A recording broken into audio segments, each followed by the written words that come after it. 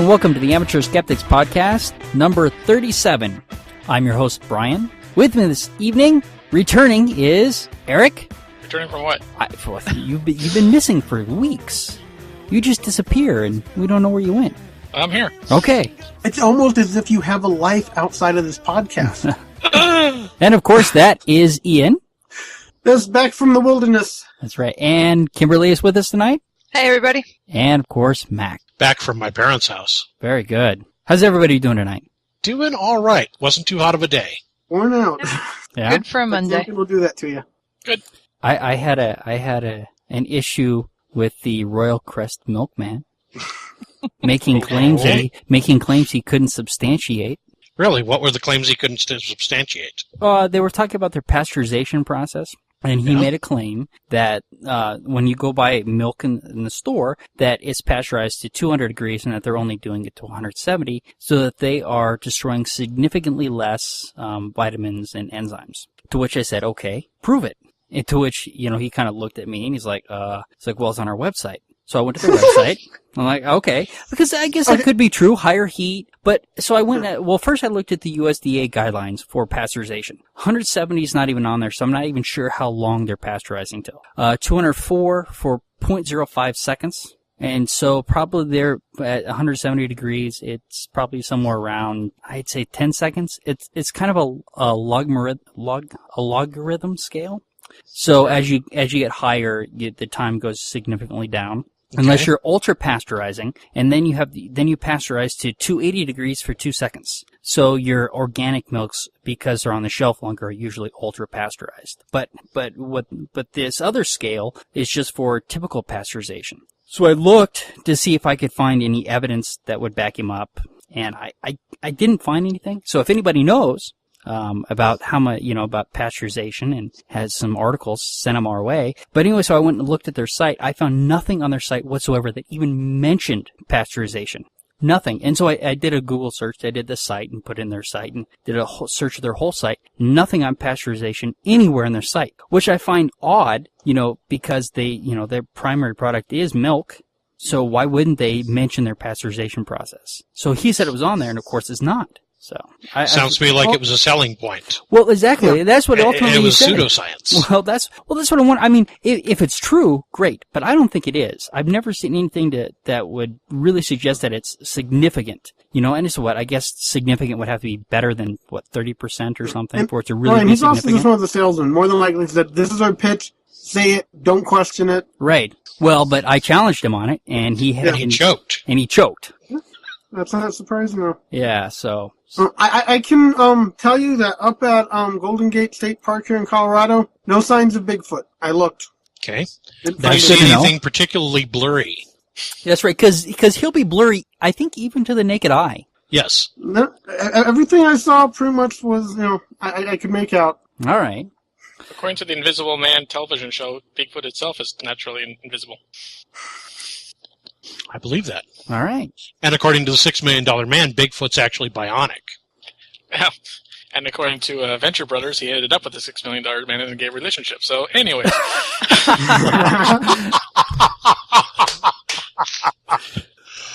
We did our Bigfoot show last week. I think I covered Bigfoot pretty thoroughly last week, didn't I? I do not remember a gay relationship between Bigfoot and... Okay, I guess I missed that. So I missed the gay relationship with Bigfoot. Okay, I'm sorry. I missed one little thing. Right, after we talk about I go camping, it has to come up. Sorry. We were joking about it while we were up there. All right, that's good. So last Monday, I was a guest host on the PGL Lobbycast, and they're primarily a gaming podcast. But if anybody's interested in a gaming podcast, they're friends of mine. So pregamelobby.com, and that'll be in the show notes. That was fun, and so I plugged the podcast. I went on there, and we've got to have a promo. We need to make a promo so that we can give it to these podcasts to play for us, because they'll play it and we'll play theirs, and In fact, if people send us promos for stuff, we'll play their promos. We haven't done much of that, but if anybody's listening and they want us to play their promo, send it on over to me. And are you a gaming expert? I didn't know that. No, I know. No. You're by far much more of a gaming expert than me. I mean, the most recent game that I've played is Gemcraft, ArmorGames.com. Wow. Yeah, it's a good strategy game. It's fun. We're talking computer games then. Right. But it was fun. Okay. I got to play with the Kinect. They set up the Xbox and they set up the Kinect. And boy, that is really cool. Has anybody had a chance to play with Kinect? I tried it at a friend's house and it was a lot of fun. Yeah, I learned how to dance to Lady Gaga, so that was really good. That's good. Yeah, nobody danced. I plugged holes in some. I basically I was under the sea in some box and I had to plug holes, so we did that. Yeah, I tried that one too. Yeah, that's fun. Yeah, that. So and what else? So if you go to my profile on Facebook, you can see me in all sorts of weird positions and jumping, and they put up the pictures. It's pretty cool. Yeah, I don't think we want to see you in any weird positions, Brian. That just doesn't do it for us. Hey, Sorry. These ones aren't sexual. Not this time. Yeah, at least we're not going to catch Brian running around with his Wii in his hand like you. You never should have tweeted those pictures. That's all I'm saying. What do you carry around the whole Wii for? All right. And then the other thing, Kimberly and I went to, on Saturday, we were out at, Commons Park? That's right. And they were supposed to do Ask an Atheist. And so I got there and looking around for a sign, no sign. I found Kimberly, and then we found Kimberly, and your friend, who's my friend from college, Kevin. He's a philosophy professor, and he was there to do it too. Yep. And then we walked around some more, and we picked up another atheist, and we picked up. It was like a nucleus attracting protons. Right? I'm not getting where you're talking about looking for signs, though, because atheists don't really do that. Don't they mainly look for evidence? Well, there you go. So we ended up, 7 of us all together and no organizer whatsoever. Right. We were expecting someone to have brought a sign to kind of announce that we were doing this Ask an Atheist event, and the idea was to do some public outreach and let the public come up to us and ask an atheist a question and get an answer, kind of, to humanize us, because we're not always portrayed in the media, and a lot of people have, think poorly of atheists, so we figured we'd kind of combat that a little bit, but the organization was lacking, unfortunately. A little bit. I guess nobody had any belief in the event. Well, it turns out that we believe in the concept enough, so we're going to do this again, and I'm going to help organize it, and I hope I'll get some help from other people. I'll help. And we're scheduled right now for July 30th. We're going to go to the same park. It's going to be at 16th and Little Raven, and we're going to meet up at My Brother's Bar beforehand for lunch for whoever's interested. And we're going to have a sign and a table and see what we can do. So it's not over yet. I think it's a great idea, and I hope we'll be able to do something with this. Yeah, so I think it's going to work out. I mean, it was good because we all got together. We went to the bar and had a drink, and that was good. Mm-hmm. And then we talked about how we could do this better, and a lot of other stuff. I mean, it would, and actually, one of the discussions we had was about gay marriage, which of course I have a whole bunch of stuff in the show tonight on that particular topic. So that's coming up. Let's get into the articles. Let's get into the articles. All right, first one. Am I reading this right? Carnivorous furniture powered by meat? I am reading it right. You are. Well, tell me about it. Okay. Well, basically, this is not really functional per se. What they're doing is they're taking items that have a function, like a table, and they're adding an electronic function to it. What this is essentially they're trying to create examples of how robots or electronics can blend with your everyday life. So the first item talked about in there is a table that contains a digital clock, and it essentially baits a mouse up through one of the legs and into the center of the table, where a trapdoor opens and it falls into a chamber full of microbes, which digest the mouse and produce energy to power the table's electronics. How efficient could that possibly be? Probably not very. As I said, these are more thought problems than they are solutions to anything. Kind of like your corpse-eating robot? No, the corpse-eating robot, that has a function. I believe that has a function. Oh, okay. We have to leave table scraps all over the table to draw the mouse in the first place. There you go. Some of the projects have have power bars, which people can see filling up as the furniture digests and powers up. But I can see some use for that. The fly-catching clock. Yeah. You know, that'd be a perfect thing to have in any house. He said, though, that they liken it to the point of keeping exotic pets, where live prey is fed to a lizard or a spider, and the feeding becomes a spectacle of fascination. Okay. So it's really just, I guess, getting people at home with robots. Okay. So. Well, I like it, because anytime that we can feed live animals to something to serve another purpose, I'm there. Yep. I guess they don't have to be live. No, but it helps. But it does bring up some interesting points, and they didn't go into the science of it too much. Like, I would have wanted to know how much energy is really coming out of the system. But I mean, we're kind of talking about like technology for the reals. That's kind of like what we've seen in like Back to the Future. You know, that little garbage-o-matic or whatever he had on the back of the car, where you throw biological refuse in there, it converts it to energy, and that powers things. That's effectively what this is doing, but on an extraordinarily small level.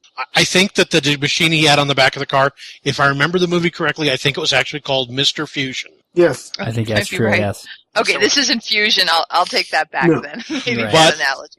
You know, it's kind of on the same schedule. If they could actually set this up so that it becomes an alternate power source and powers some things in the home, well, that'd be kind of nice. You know, yeah, I'd never heard of microbial fuel before, but it sounds like it actually works. It takes decaying matter and turns it into electric fuel in a capacitor. That's pretty fascinating. It doesn't sound extraordinarily efficient, but it sounds fascinating. Well, and that take your computer off the surge protector and the UPS, and power it off a mousetrap. There you go. All right. Do you guys want to know why men cheat? Because we're horny. Yeah. No?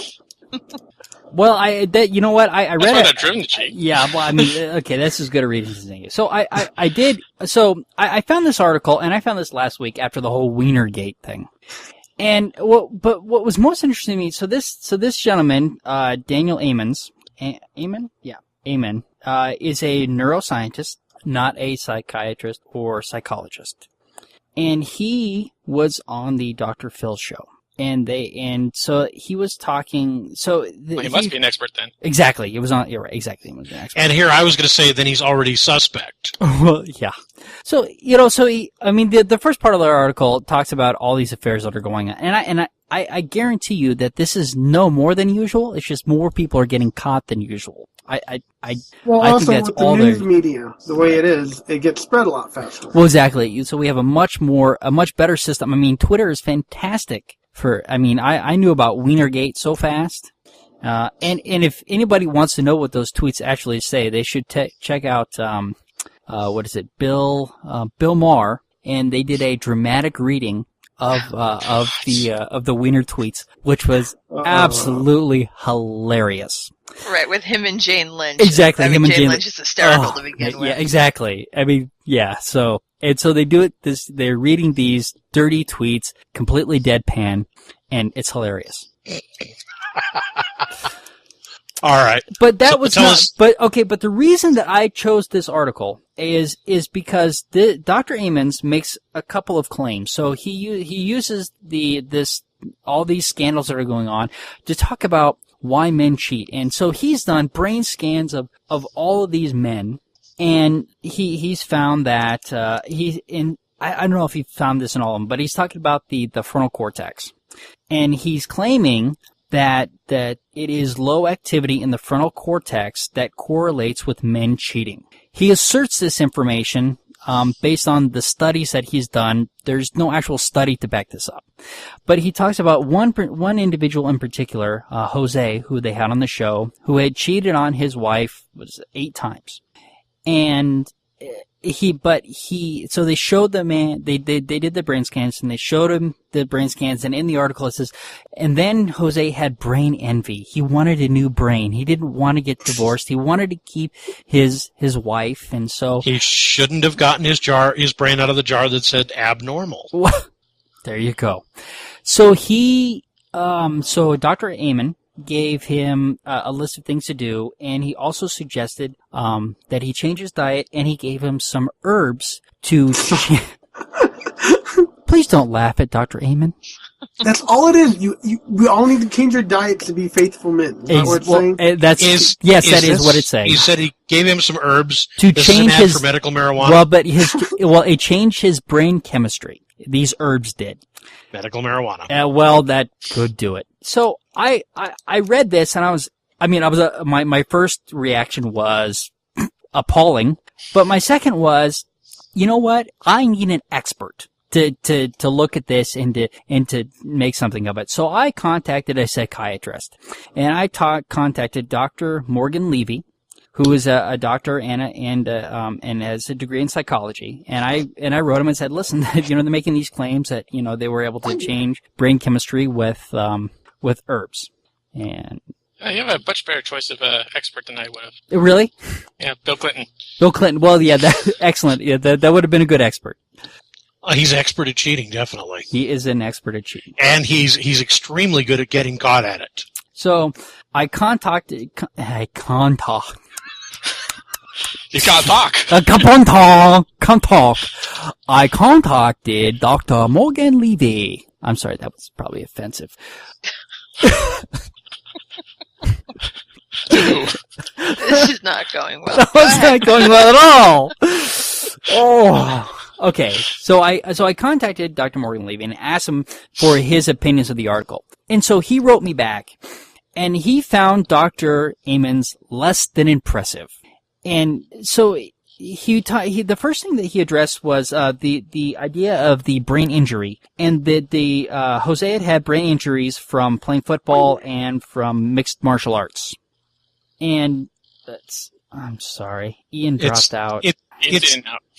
It's the problem with using one case and one study to prove your theory. Okay, right. Sounds almost, what's the word? But anecdotal. It does sound anecdotal. Just a little anecdotal. So, Dr. Levy said that in some cases, traumatic brain injuries could cause hypersexualities, but in most, it caused the opposite. He said the real problem with the article is the majority of men The majority of men that have these kinds of brain actions actually have a lack of sexual urges. And what he said is that cheating is actually a very human thing to do, because we are wired to have sex, and that, trying to read this at the same time, that's always bad for me. That basically we're wired to have the sex for not just for procreation, but for social reasons. And so I looked up two studies, and one from ABC and one from MSBC. And what I wanted to know is what percentage of people are cheating. And it's relatively similar between men and women. The ABC poll showed that 90% of women cheat and 23% of men cheat. And the MSNBC poll that I found said that 15% of women cheat and 22% of men cheat. So there's not much difference. Women are cheating slightly less than men. So this is a very normal condition. It happens because we're programmed to have sex. What I didn't look at, which I thought would be interesting, was in what situations are people more likely to cheat. High stress situations and stuff like that. And I think that might be interesting if there's any data related to that. Well, in this thing you've got here from Morgan Levy, Dr. Morgan Levy. Yes. He's talking about Doctor. Actually, I'm sorry. We need to take that back. Dr. Levy needs to be known as the Lizard. So when you refer to Dr. Levy, refer to him as the Lizard, please. Why are we referring to him, Dr. Levy, as the Lizard? It's an inside joke, and if he listens to the podcast, he'll understand. Okay. All right. So the Lizard, please. The information here from the Lizard, Dr. Morgan Levy. He said here that the low prefrontal activity can be attributed to depression. Yes. And, I'm sorry, but if you're depressed, one of the things you're going to want to do is make yourself feel better. That would tend to give somebody kind of an impetus to cheat, not necessarily a good reason, but it would give them an impetus to cheat because they're looking for a change. I think there was a line from, I think the movie was City Slickers, where the wife is saying, "You're saying I'm not happy up here," and she points at her head, "So you think you'll be happy down here?" And so she makes a gesture at her pelvic region.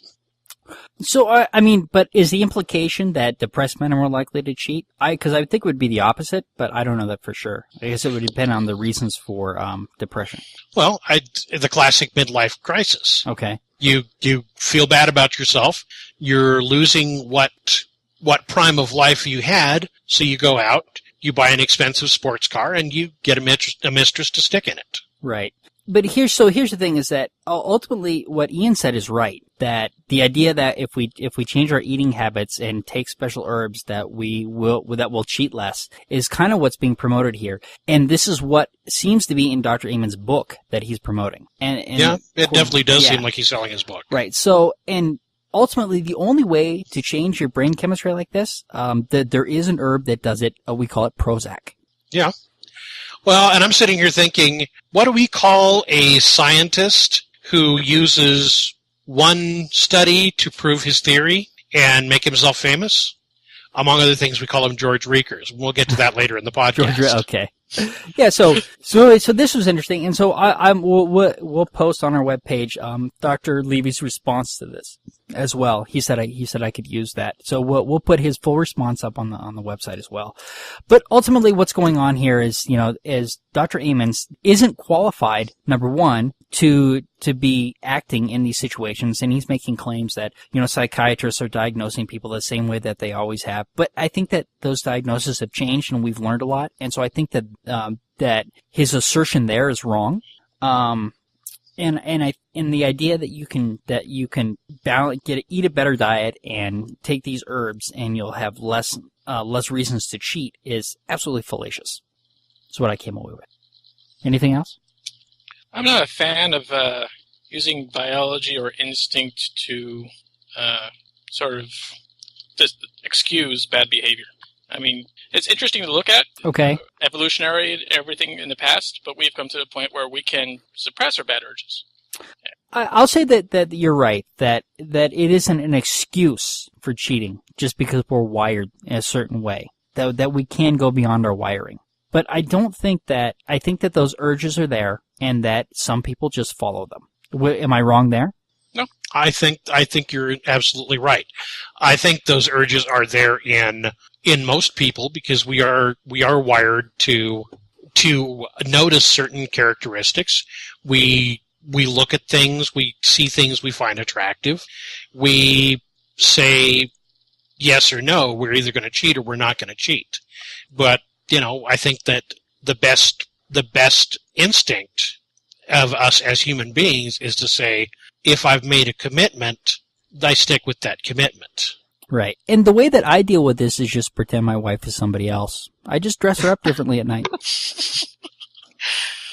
I think Eric's point is very good. I do too. But I think we also have to, acknowledge the fact, like you say, it's some of the stuff we have to just acknowledge the biology of it and the fact that, we are wired for certain things and just kind of accept it in society. I don't know that you necessarily have to excuse away bad behavior because there's so many different ways of doing things, but I don't know. It's a little bit of a touchy subject, especially with the cheating kind of scenario.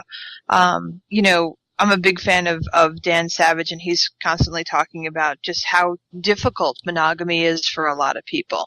And it's kind of a biological fact that it is very tough. Now, that doesn't mean you get a free pass and can do whatever you want, but as a society, shouldn't we acknowledge the difficulty of it, that we are not really wired for monogamy, before we go condemning all of these different people and ruining careers and stuff like that? Have you read Sex at Dawn? I started to. I actually had to give it back to the library before I finished it. That's too bad, because it talks about this very issue. And it talks about how, that it is difficult, and for some people, monogamy just might not be the right thing. And if that's the case, by admitting that and kind of dealing with it in an appropriate way, that it's fine. If monogamy is not for you and it's not something you're capable of, then maybe you should just structure your life so that that's not an issue for you, so that you're not monogamous. Create those relationships for yourself. And there's nothing wrong with that. And then it's not cheating. Because the thing of cheating isn't necessarily so much the sex, it's the betrayal. Right. If you don't have a betrayal aspect to it, then you're just talking about polygamy and, and again, like to your point, you can kind of negotiate with the person who can accept this, a certain way of life. I mean, and I think everybody kind of figures out their own thing. It's just, again, that idea that we have to, as a society, pretend we don't even have these urges and then be all like, oh, I can't believe somebody cheated, how terrible. Well, I'm not shocked at all by any of this. And I understand that we have these urges, and I think that us as rational people accept that. I mean, does the wiener thing really bother you that much? I mean, ultimately? No. Not really. It shows poor judgment, though. Well, it shows poor judgment, but does that mean that he should no longer be our senator? I mean, he's made really good judgments as far as being our senator is concerned, so he made bad judgments as far as the relationship is concerned. Well, how many I guess the question that kept the careers going? I guess the question is, how many of us was he representing when he tweeted his genitals? Well, he wasn't representing me. Yeah, I don't think he was representing me either. So the question is, was when he tweeted his genitals, was he acting as a representative or was he acting as a private citizen? I think he was acting based on his hormones. Pretty sure private citizen. Yeah, I think so too. Private citizen. So private citizen showing his privates. Got it. Yeah. Exactly. So the next thing in here is just Dr. Levy the Lizard sent me an article on to be human or not to be, and so it's just an essay that he wrote that I found really interesting. So I'm just gonna throw that in there. I don't think we need to talk about it. Do we have Ian back yet? Yeah, he's here. For a second. Now he's gone again. Okay, so let's go ahead and move on to Skeptics Show No. Skeptics. Psychics show is no salve for grief. There we go. And Kimberly gave this to us, even though I had put my name on it, like the jerk I am.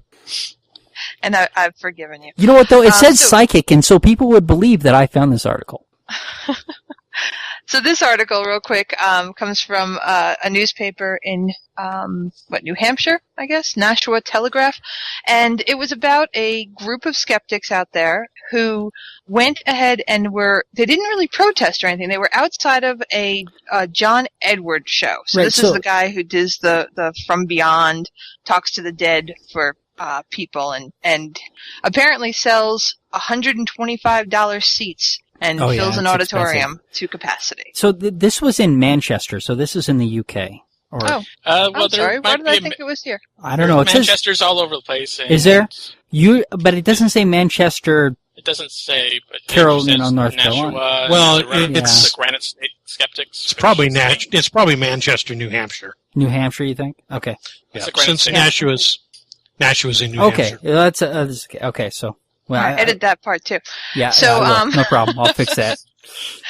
So anyway, this group of skeptics were outside the theater that he was doing a show at, and what they did was they identified themselves and they handed people who were going in, people who had bought these $125 seats, they handed them a blank envelope, and inside the envelope were these randomly generated bingo cards, and the bingo cards, instead of B11 or whatever, had different phrases, and the idea was you went into the show and you marked off when John Edwards said one of the phrases on your bingo card, and you could see if you won.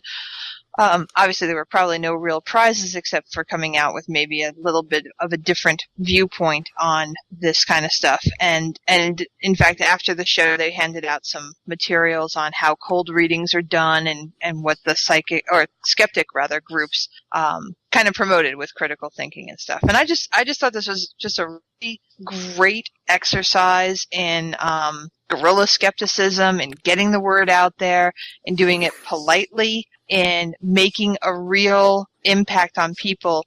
Obviously, at that kind of a rate, these people really bought into John Edward being a psychic, really communicating with the dead. And I think something like this really kind of demonstrates, it's just a cold reading. And as impressive and as fun as that can be, it's not the psychic experience that is being claimed here. So I hope it really helps some people. Well, do you think that it did? I mean, here's the thing: is it's that very clever. Yeah, it is clever, but I mean, a lot of the responses that they posted, I don't know if these were the majority or not, were people who are saying that the skeptics should just go away and and not be doing this kind of stuff. And then certainly I think that they should, and I think that this was the most non-offensive way that they could have done this, and just hand out, hey, listen for these things. But if you're already paying $120 for something, you've bought into that. Yeah. So you do not want to hear that what you just spent $120 on is a fraud. And so I think it's hard to hear that. It's embarrassing. Yeah, it's embarrassing. If I were one of those people, the message this would give to me is, you're an idiot. That's what I'm afraid of, too. non-offensive. Well, I'm a little curious here. Right. There's a paragraph in here talking about, I guess they were handing out one envelope per person. Yet some woman came out and thrust a handful of these envelopes back into their hands and got really upset at them. Where did she gather up all these envelopes from? Maybe she was somebody affiliated from the show. It doesn't say. She got them from her friends. She came in with a group and took them from the entire group. Yeah, probably. Probably, but it does beg the question because it doesn't answer it. It doesn't matter. That little piece it really doesn't matter where she got them. She got them somehow, and she probably did from friends or whatever, and she went and she gave them back. Yep, but it does matter because it arouses my curiosity. Okay. And if it arouses I'd like to hear more about. I did not think this was rude. I mean, yes, it might be kind of insinuating to people, if you buy this, you're stupid. But I thought it was done in a classier way than that. Now, I might not be the most tactful person on the planet, so I definitely want to hear more. I think Eric's point is that because these people spend $120 for somebody to tell them that what they're about to see is fake, makes them feel stupid. And so whether what they did was not aggressive or not, the way that these people are going to feel by being approached, no matter how you approach them, I think, they're going to feel stupid. Is that kind of the point you're trying to make there, Eric? Kind of. And when I'm going along, I don't like being approached by anybody, basically. I don't like, whether it's a charitable group I agree with, a petition I agree with or not. I just want to be left alone to go my way. And I can 100% agree with that. Well, I every day when I walk to lunch, I'm approached by, typically, the ACLU, the Children's Coalition, Greenpeace, and of course the Denver Voice. Those are the four people that generally I have to walk past on my way to lunch every day. Wow. And so I agree with you that because it's like I joined the ACLU because I agree with what they're doing. And actually, as far as they go, they were the easiest. Oh, I guess the other one is Planned Parenthood.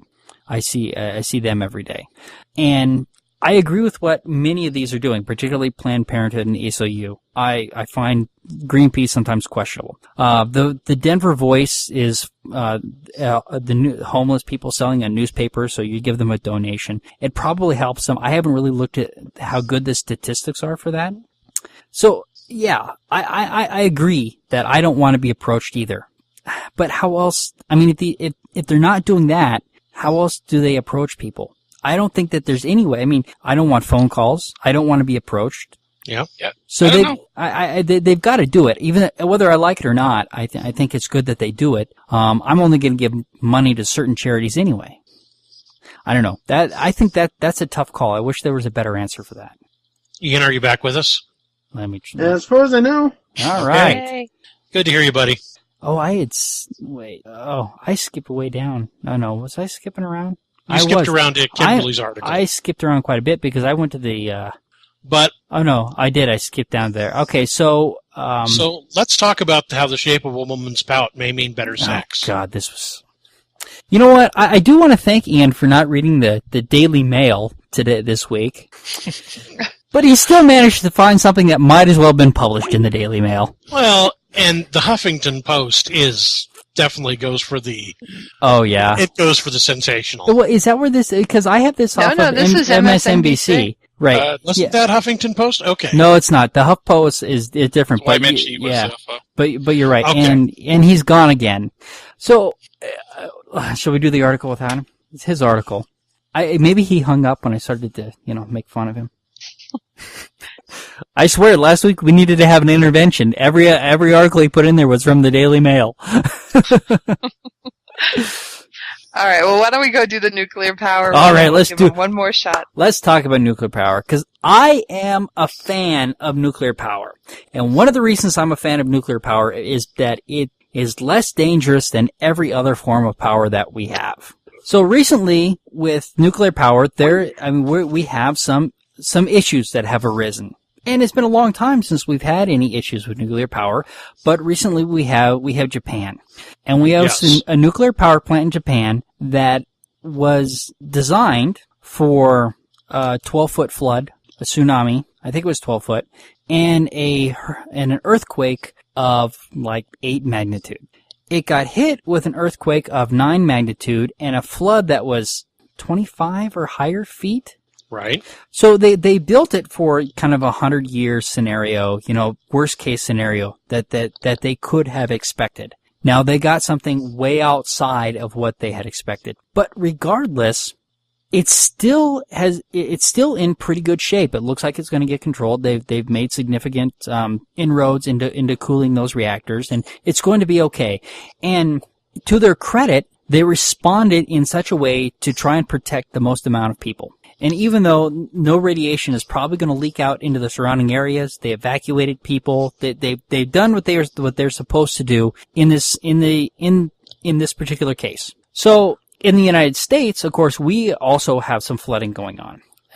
And so we have there's 2 nuclear power plants in Nebraska that are in danger. One is currently being flooded and is shut down. And they've gone through all the necessary, procedures to take care of this reactor. They have generators that are powering it to keep the reactors cool. So they have the proper amount of power. And in this particular case, it looks like they had done a very good job that the power plant safety procedures were up to spec for this kind of a disaster. So one of the things that really irked me about this is listening to radio this morning, and listening to an uninformed radio talk show host, a liberal, talking about this particular incident and railing about nuclear power, where in this case, everything is working exactly the way that it's supposed to. The reactor is shut down, and it's in no danger of a core meltdown. They have the proper power in place. It should be fine. I don't know what it would take at this point for it to become, for how much more flooding it would need before it would be a problem. But the amount of flooding that they have incurred has not been an issue, and so they're not worried about the reactor in this particular case. But one of the issues that we have with nuclear power is that it sounds like MRIs and stuff. What we have a nuclear resonance scan. Well, they don't call it that because of the word nuclear. So whenever the word nuclear is involved in something, it makes people nervous. Nuclear makes people nervous. And a lot of the reasons this is probably, we don't understand it as well. We understand coal. We understand wood. We understand gas. Those are easy for the average person to look at, and we can physically touch those things and we can kind of understand them. Nuclear, we cannot. Nuclear radiation, something that has to be handled very specialized. It takes a lot more education to deal with nuclear. And so I think that that's one of the main reasons that we see these kind of issues. So this article came out a while ago. And so what they did is they looked at the death rates per terawatt hour. Okay, well, just a second, Brian, before you get into that. Yeah. This talk show host you were talking about, who is his main audience? I mean, who's listening to this guy? Who wants to hear him talk about nuclear power plants and how they're going to kill us all? Liberals. Democrats. Okay. He's on the local AM 760 in the morning. Okay.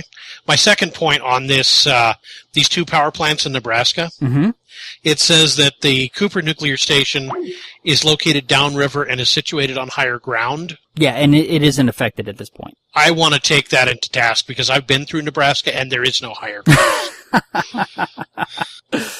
Oh man! So you're going to call me out on geography, huh? Yes, I am. All right. That plant at this point is not in danger of flooding. Right. So yeah, I understand that. Yeah. Your idea of higher ground when you have the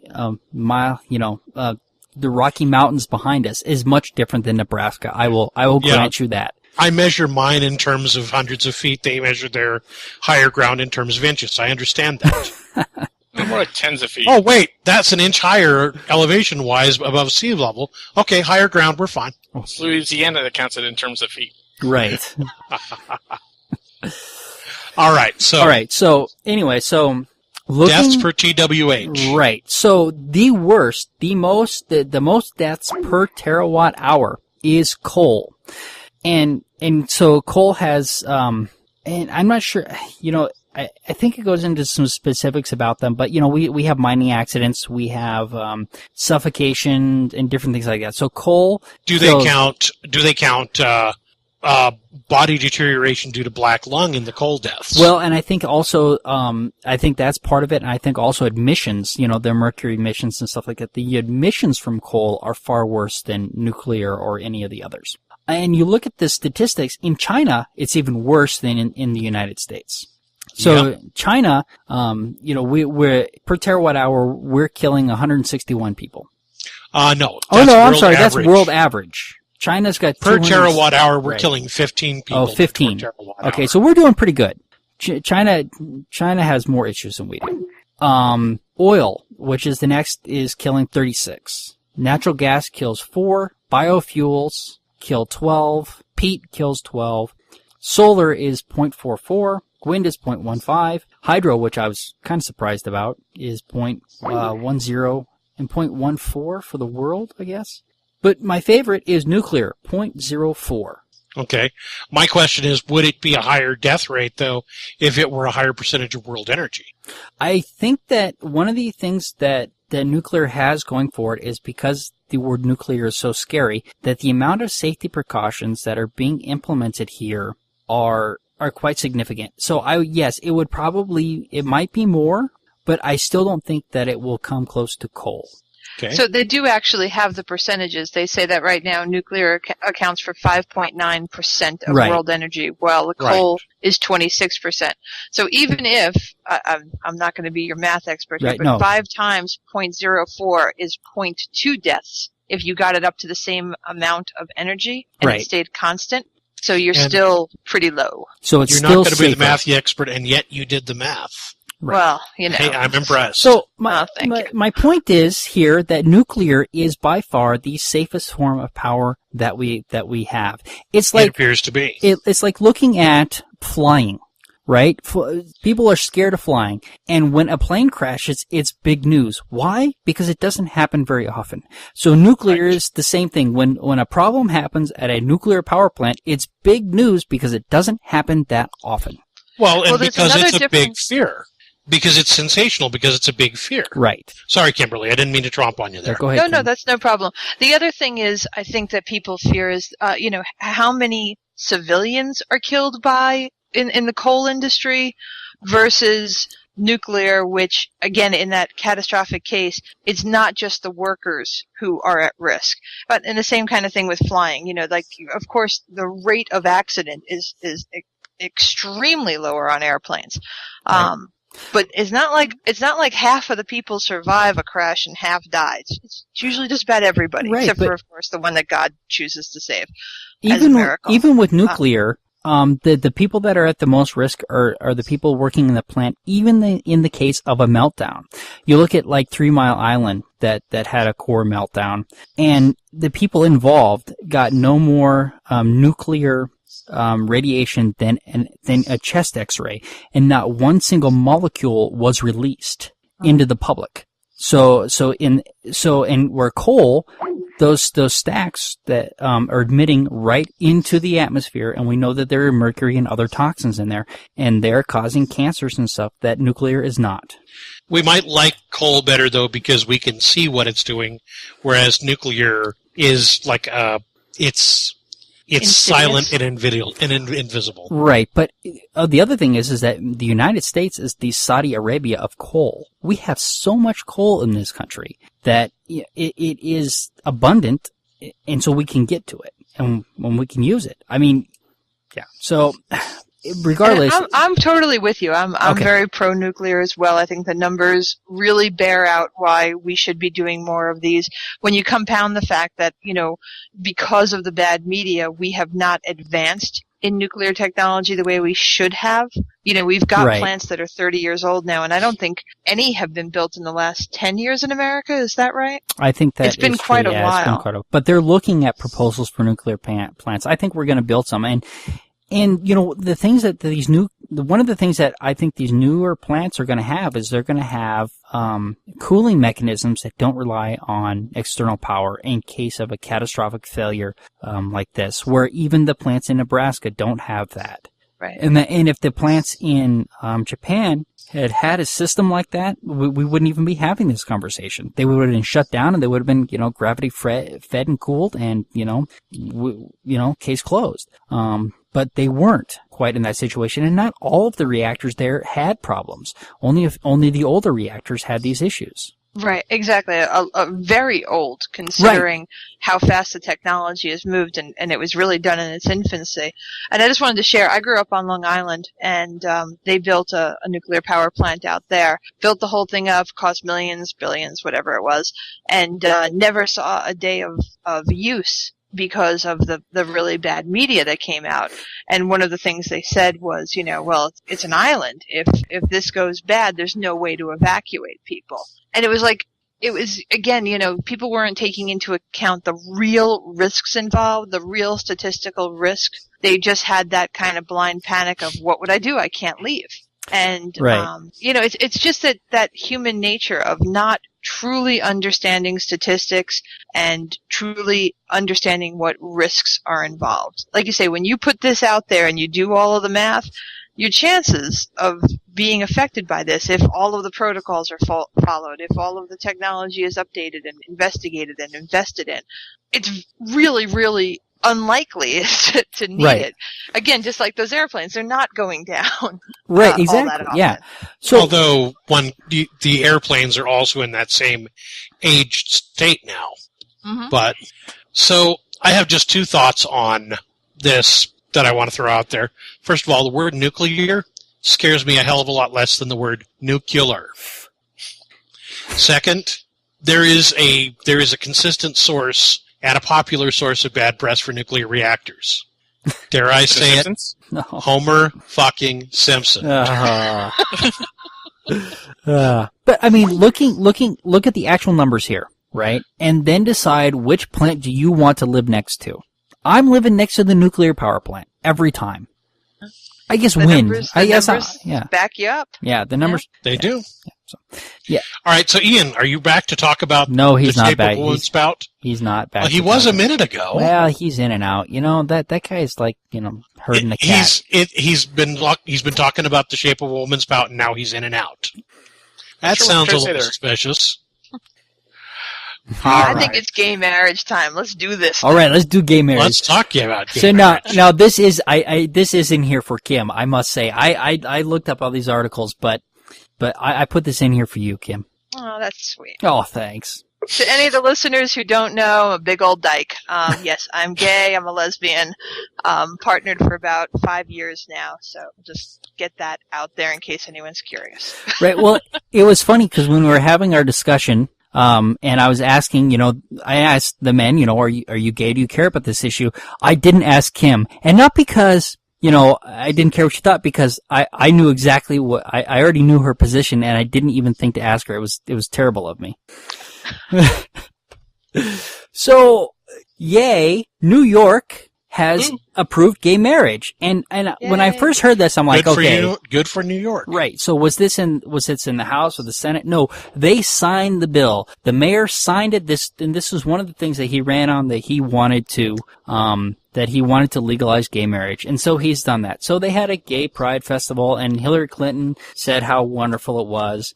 And, yeah, that's great, right? Everybody can get behind this, except Pat Robertson.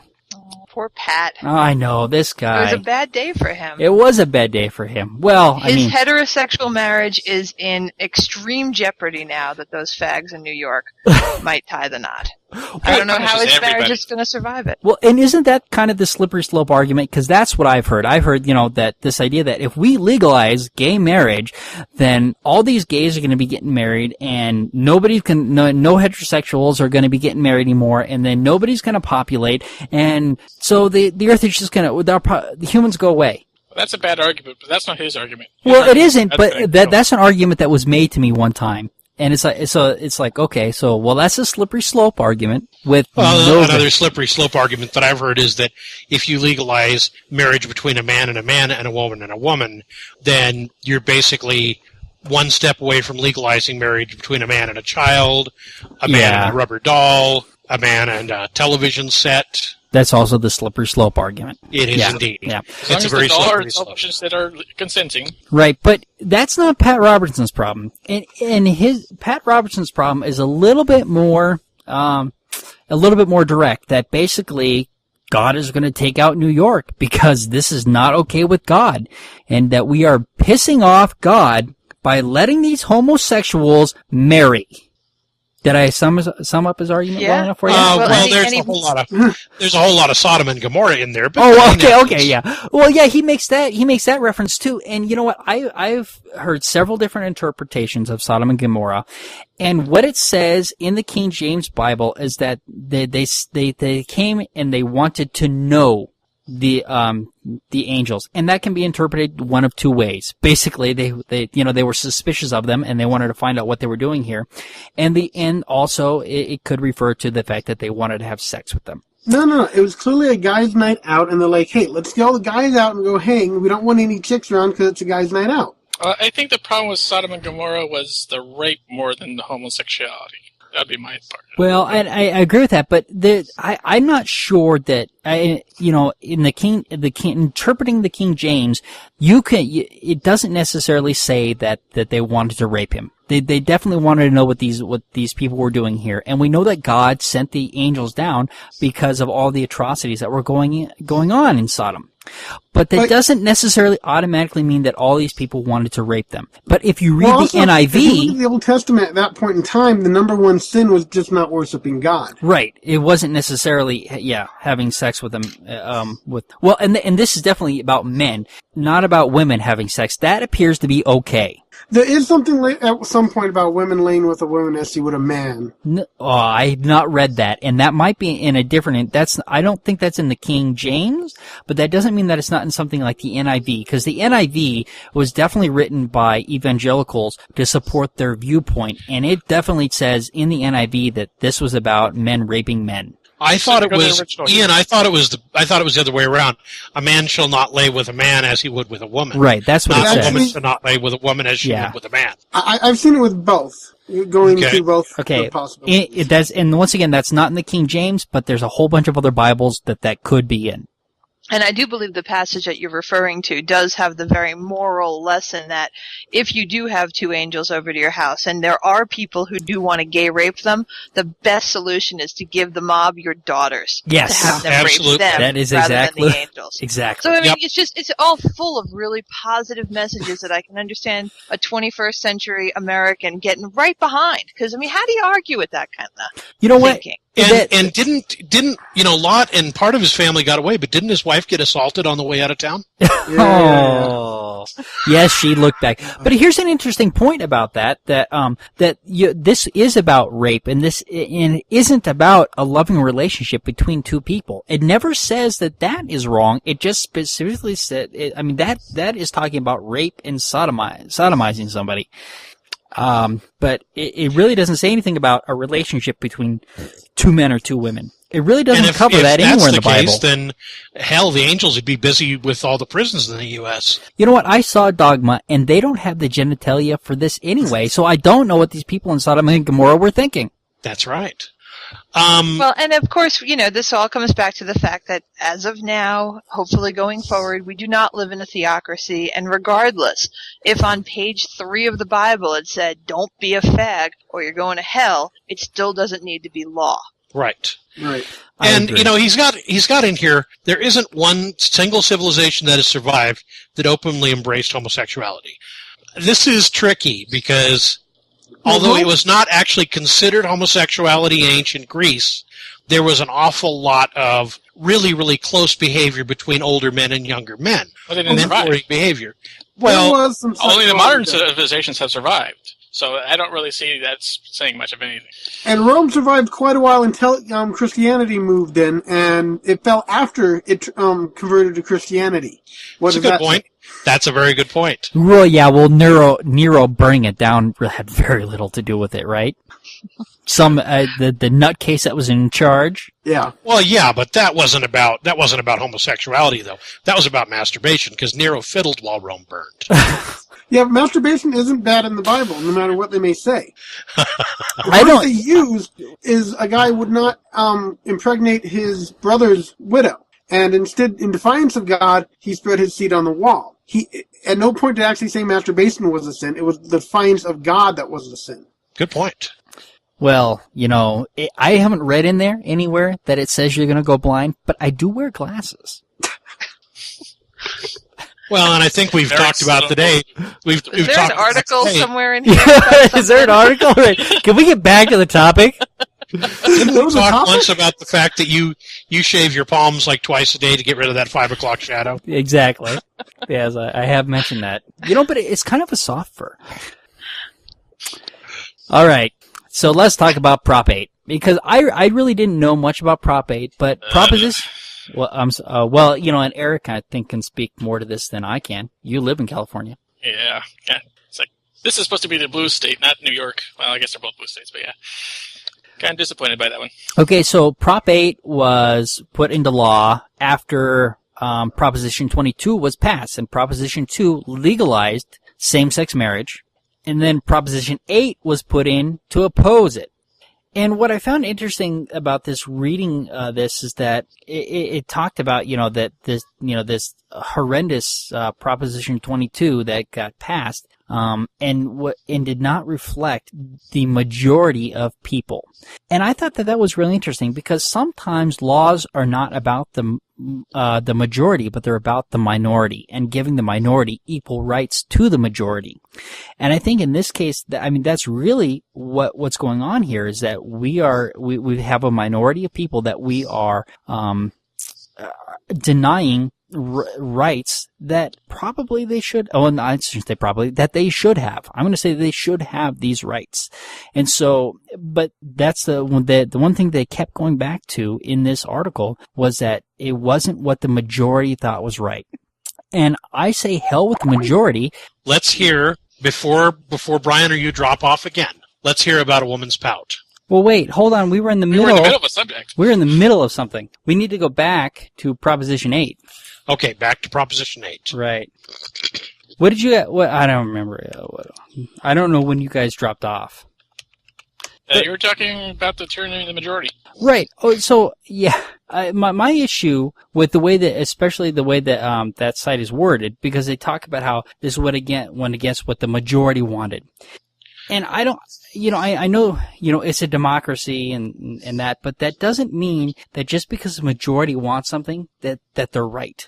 Yeah, well, no, majority can guide the laws, there's a certain level where the majority is not the true power, because if so, we have stuff like slavery, women's rights, stuff like that, where the majority was saying, hey, no, we don't want that, but no, it doesn't matter whether or not you want it. It matters what is about freedom, what follows the basic ideas of, common sense. And so and I would argue that there's no such thing as common sense, that this is more about our societal morals and what we've created for ourselves, and the idea that, it says all men are created equal, which is not true.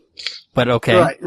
But the idea that everybody should be treated equal, I think, is part of what we have tried to create in the United States. And the majority cannot overrule that kind of ideas. The majority cannot come in and say, hey, listen, we've decided that we're going to mistreat the Muslims. No, sorry, I don't care if, the majority of our country is Christian. They can't come in and say, okay, if you're Muslims, you don't have any rights. It doesn't work that way.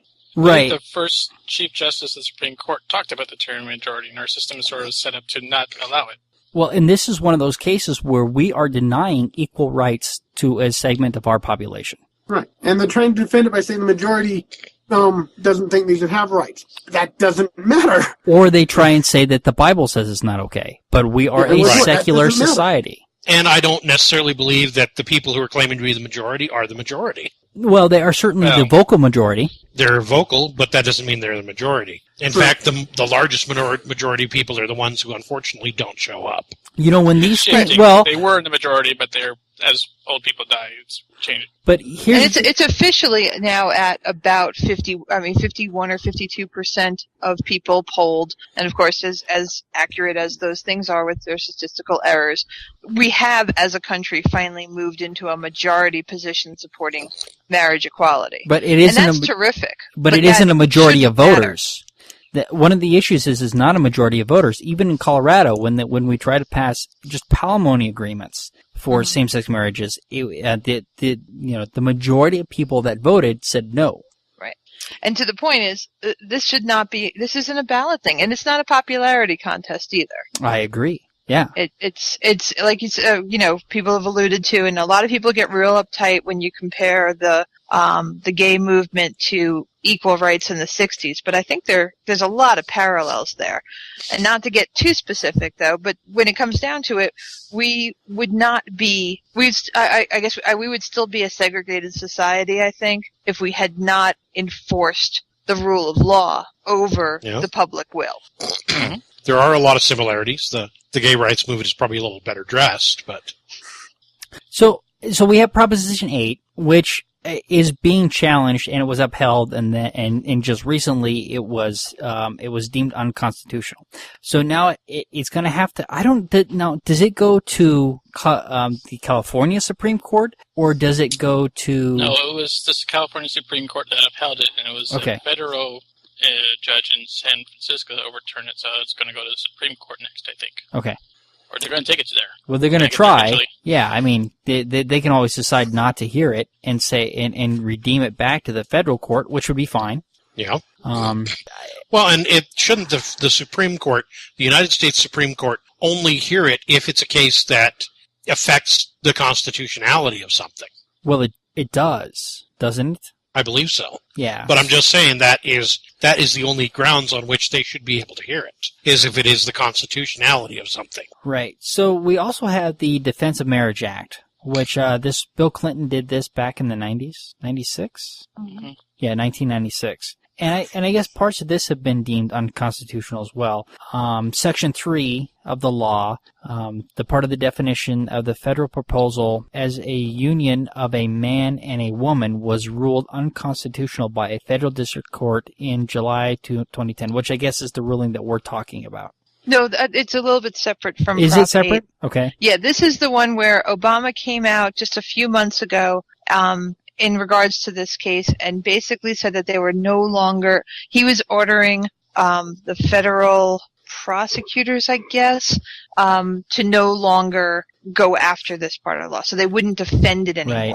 And this is it's not been taken out, okay. but it's no longer being defended. It's no longer. Now, it's interesting because this is against what Obama had originally said, because he originally said that he was against gay marriage because of his religious principles. Well, you gotta actually, before you really say that, you have to figure out exactly which time. Obama, the senator, was pro-gay marriage. Obama, the presidential candidate, certainly turned it on his ass and became all religious and crap. Right. And he now claims that his ideas are evolving. There's a new kind of minor movement with the phrase "evolve" already. Yeah. So it's about time. Right. But so it depends on what particular time you quote him from. He certainly has been really malleable on it, unfortunately. well, he's also been. I mean, gun rights have been the same way with him. You know, Senator Obama was against handguns, and President Obama was neutral on the subject and was going to uphold the Second Amendment. So he's certainly been. How do I get elected? Has been kind of the campaign strategy there, I imagine. That's all. But okay, are we done with this topic? You know what? If that's what you want, we are done with it. I'm What do you just got? looking at how much we still have? You know what? What do you got from the Daily Mail that we should talk about? What do we want to talk about? I said, what do you have from the Daily Mail that we should talk about now? Let's go ahead and talk about George Reekers. I think it's actually fairly well connected here. It's a good transition. You don't want to talk about. Mac, why don't you tell us who he is and why Are we gonna gonna move the pout thing to the next podcast? I know. Ian, do you want to talk about women's lips and whether they're likely to have an orgasm or not? The next podcast. Okay. All right. Well, I'd like if you want to do some stuff of mine, we can hit the Jew Watch thing. I think that'd be more interesting thing to talk about for a little bit. Well, actually, let's do that after Reeker. Yeah, let's do Reeker Okay. first. Let's go ahead and let Mac talk about Reeker. Okay. Okay.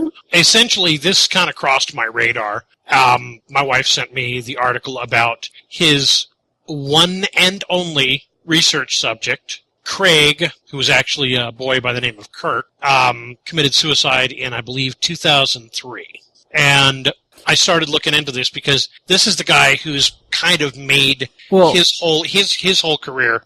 George Reekers kind of invented himself as the guy to see about curing homosexuality with Christianity. Okay, so that's his research because and his research subject was a gentleman that he had supposedly cured of gayness, right? Yeah. He was a 5-year-old boy who, and in actuality, according to the mom, Reekers was not even that much involved. But he made his whole career off this one research subject, who he called Craig, but the boy's name was actually Kirk. Okay.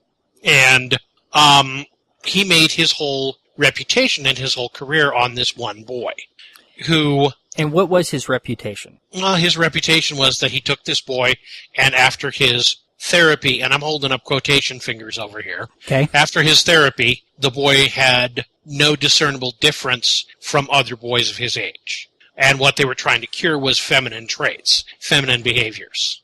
So in the laboratory setting, for things such as picking up a doll or dress-up clothes of a female nature, he would be ignored. And for picking up a gun or a police stick or a pair of handcuffs or other things that would be considered boys' toys, he would be praised. And essentially from the laboratory setting, he learned not to exhibit feminine behavior in the laboratory. Where this went on to, though, was at home, they went to the poker chip treatment, which is he'd get a blue chip for boy behaviors, he'd get a red chip for bad behaviors or female behaviors. And he was rewarded for blue chips, and he was physically beaten for red chips by his father with a belt on bare skin. Now, I guess, why was his boy in this therapy in the first place? He was a 5-year-old boy. Because he was exhibiting feminine behaviors. Yeah, but so what? He was a 5-year-old boy. Yeah. But he had an older brother and younger sister, right? He had an older brother and a younger sister, correct. Yeah, and both of them were actually pretty shocked by his parents' actions, not his actions. If you actually read some of the stuff they were talking about, his actions didn't bother them. It was his parents, that were shocking to them. And they saw a guy on TV who told them how to cure your boy of feminine behavior. And it basically hooked them up with this UCLA study. And I believe he was the only subject of this, or at least he was the only one that Reekers wrote his... he was a success! Yeah, because he came out to his mother as gay later in his life and then committed suicide at the age of 38. Definitely a success. But he made it 38 and he went to college and wasn't he in the armed forces or something? He was in the Air Force. He did a lot of... Yeah. He did a lot of great things when he was in denial because of the therapy, and then as soon as he realized just how much that therapy screwed him up and that he really was gay and had been living in denial all the time, he killed himself. But it was a success. I'm not going to call that a success. So the idea here, the idea here is that they're identifying gay behaviors or female behaviors. Well, as signs of incipient gayness, right? Okay. Even though there's really nothing to back that up in and of itself. Right. And it's still going on. I added the Dr. Phil thing because that was a big deal. Apparently Dr. Phil is actually of that almost same mentality.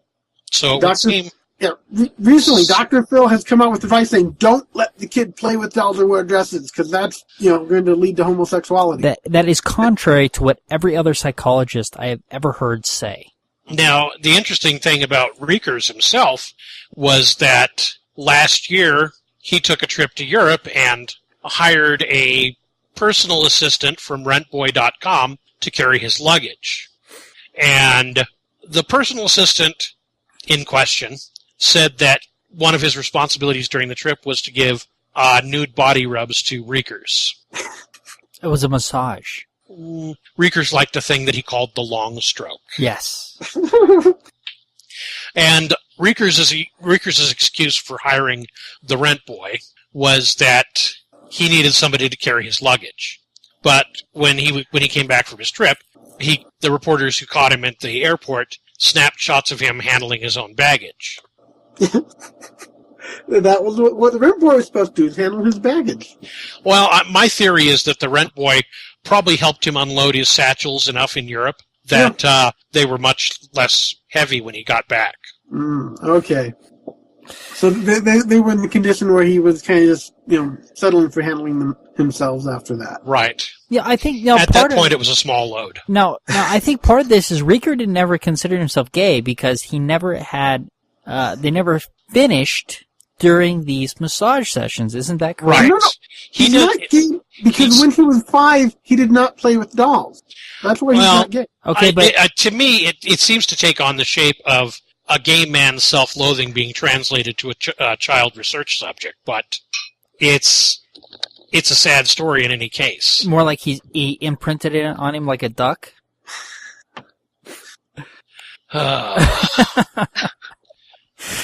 Are you saying that the research subject, Craig, made Reekers gay? I'm saying the other way around. Ah.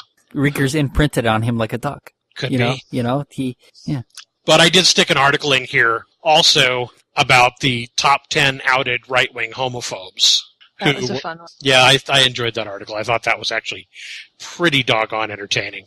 But there's some very good articles in here about Reekers, and there's an extremely detailed article called What Are Little Boys Made Of, which goes into extreme detail about the various different things that Craig was made to undergo and kind of what happened to him because of it and his family's thoughts on it. Yeah, that's the one that has his sister and his brother coming in and talking about what they saw. And right. Like I said, they're definitely not the ones who were saying, well, we're upset because he was going gay. They were the ones who were saying, we were actually kind of scared because our parents are doing this to our brother.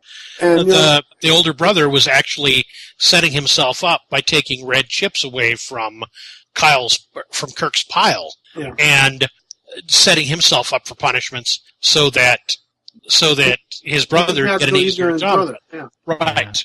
He figured he was already punished enough that he could take it. It's a sad story. The whole thing is very sad. Yeah. But ultimately, what Dr. it looks Phil still advising that kind of mentality. And it's like, okay, so it's still going on. It hasn't even come close to being fixed. You know what, though? We see this issue, I mean, Dr. Phil, Dr. Oz, Oprah, we see those group, which I group together, we see a lot of these kinds of things that just don't make sense and are bad for people. And this is one of them. Dr. Phil's advice is wrong. Dun, dun. Dun. Uh-oh. Yeah, coming in and out. And this is something we've talked about before. We've done the gender bender stuff. We've talked a lot about the this. Princess Boy. Yeah, right. Yeah. Hey, listen. My Little Ponies are now for men. They call men who like My Little Ponies bronies. Bronies. There we go. You think I'm making this up? I don't think you're making it up. I haven't heard of it before, but I guess I was a brony back in the day. Well, there you go.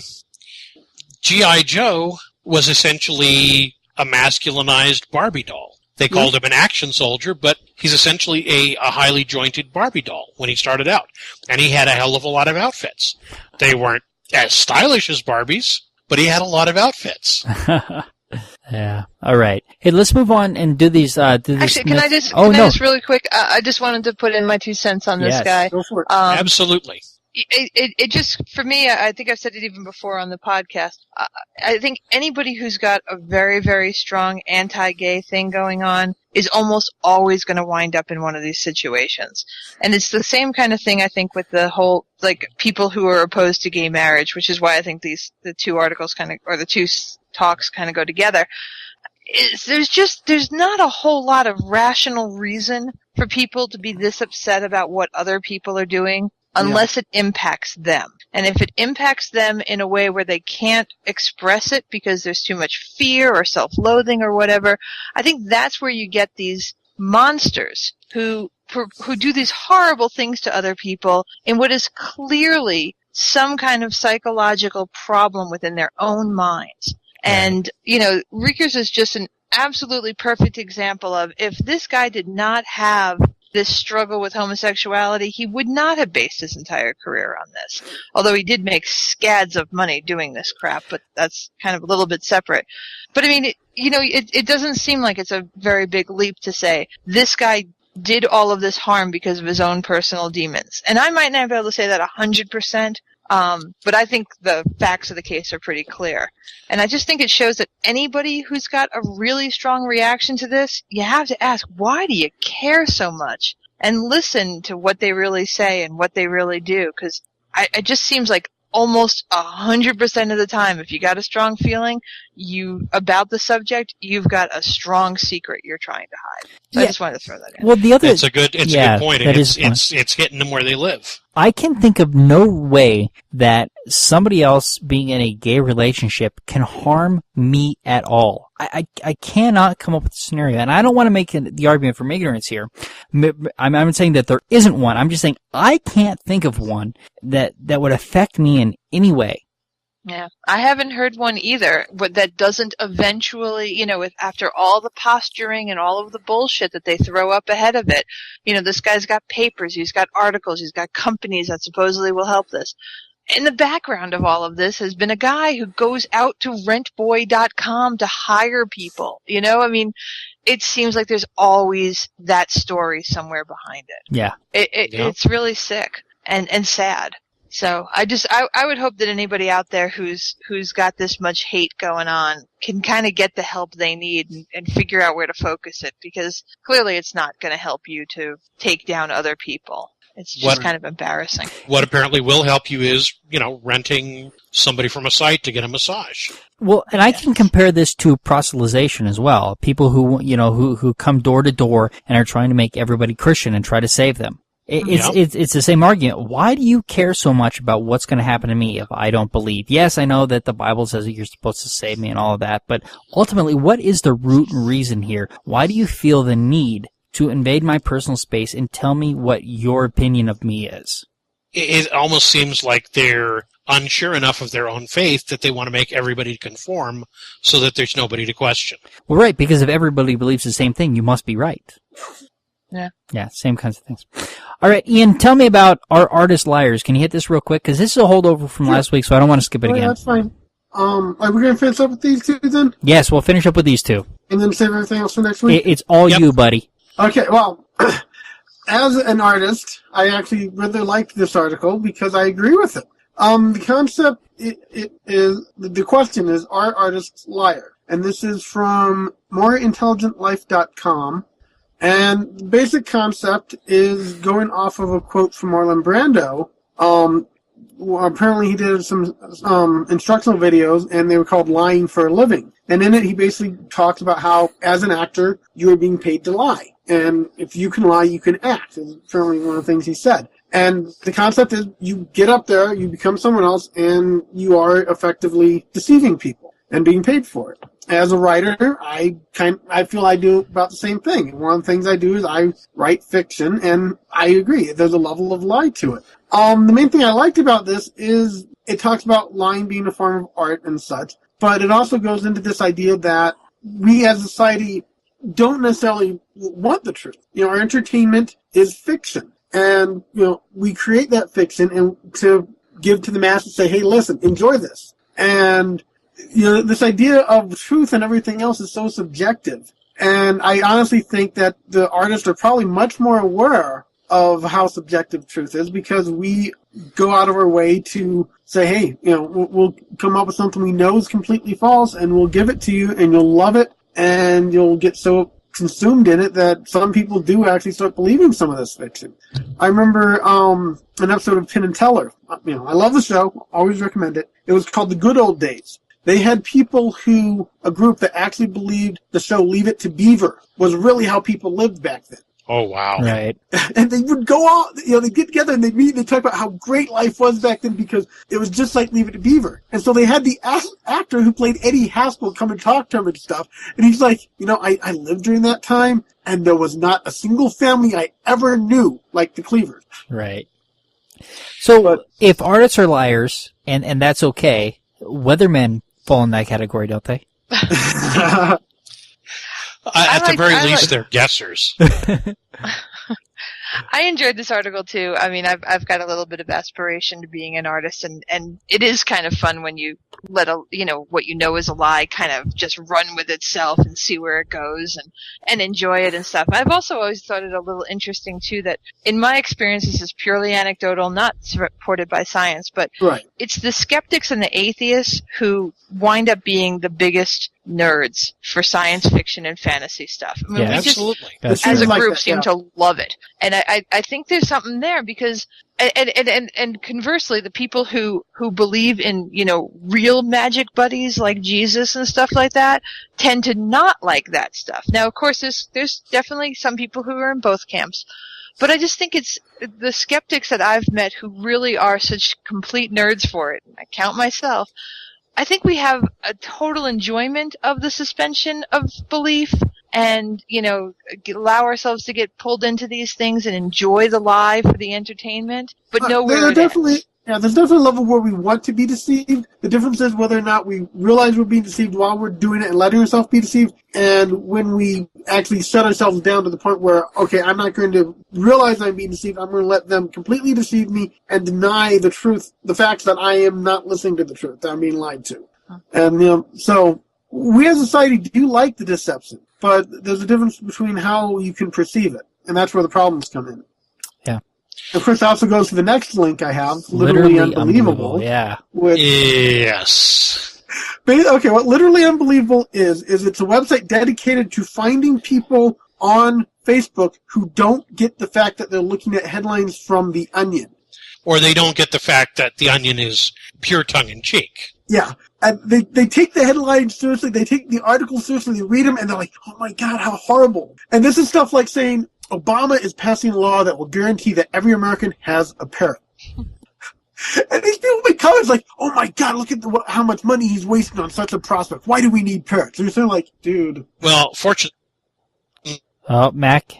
Hello, Mac? Yeah. Hey, I'm sorry, you cut out on me there. So start I over. said, Yeah, fortunately, I'm in compliance on that particular law.